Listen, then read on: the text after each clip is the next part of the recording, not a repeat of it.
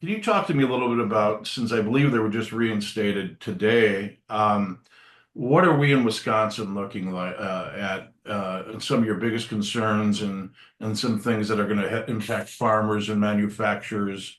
Can you kind of give me a little summation as to what where your thought process is right now?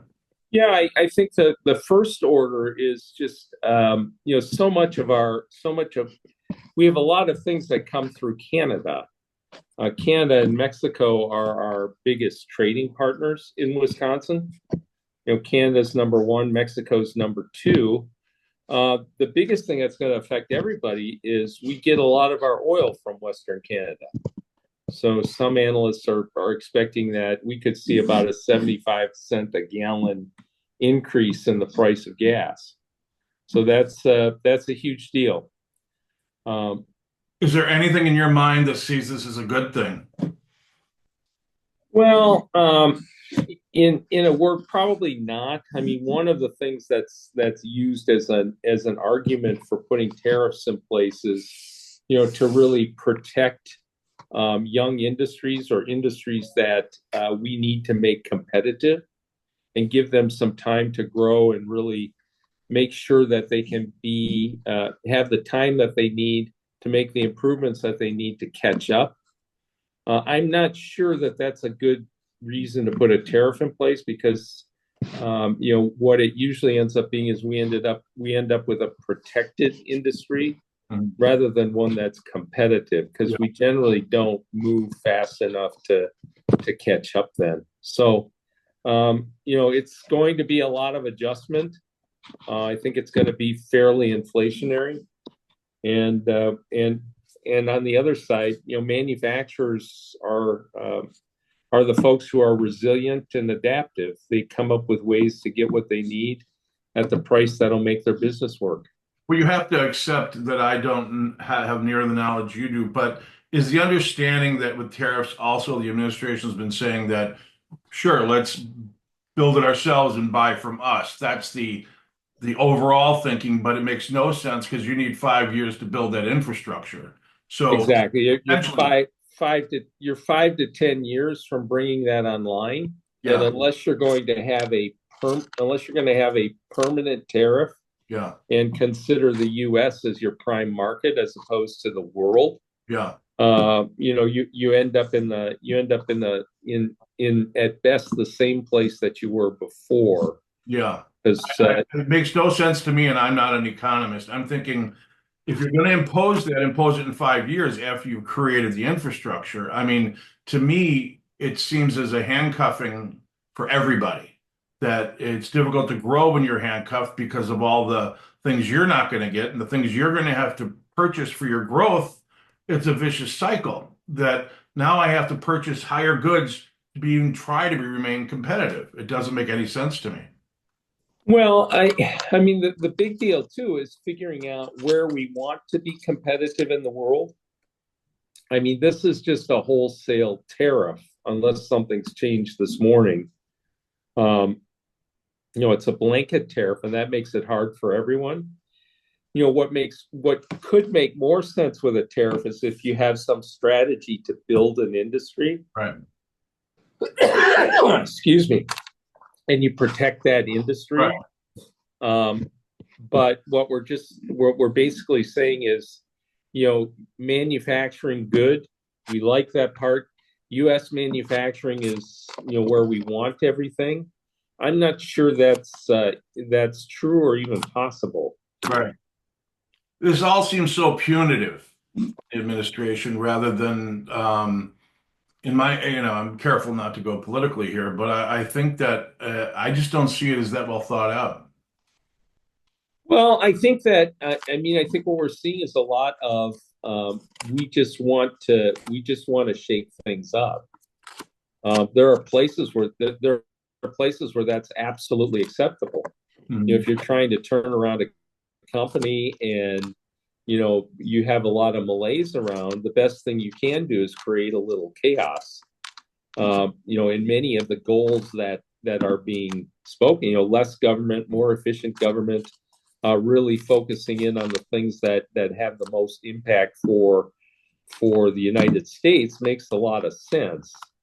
But that takes a lot more thinking than than just saying, okay, we're going to do something across the board. Right. So I've read it's go ahead. a couple occasions that the import of fentanyl from Canada and Mexico was one of the impetuses. I can't think of anything that makes less sense in this. How are you going to quantify the impact of that by number of what? And it's so many things that are frustrating is that we're going to make decisions based on information that can never be distilled down to accurate information. I just don't understand that. Can you help clarify that for me? Well, it's hard when the numbers are difficult and confusing. I mean, and do we really want to solve the problem at hand, or do we want to feel good about what we're doing? It really takes some pretty heavy lifting to make some of these changes and have some actions that are actually effective. Yeah. As opposed to doing something that everybody can see that you're doing something, and then hoping that it does what you want it to do at the end of the day. If it doesn't, we'll go break something else. If you could wave a magic wand and make things acceptable within the milieu of tariffs, would you agree with the way they're going about this, or would you tweak it in some fashion? How would you? Well, I mean, I guess the way I would what's very difficult in the environment right now is it's not visible what the goal is. What is the true goal of putting the tariffs on, and what are we trying to accomplish on the other side? Yeah, I once asked you know this those. morning, what's the upside of this? What really is the upside? Well, I mean, the upside would be that we define what concessions we want, or we identify areas where this is really helping. Yeah. And double down there while relieving some of the tariffs in other places. But this is a serious moment this morning.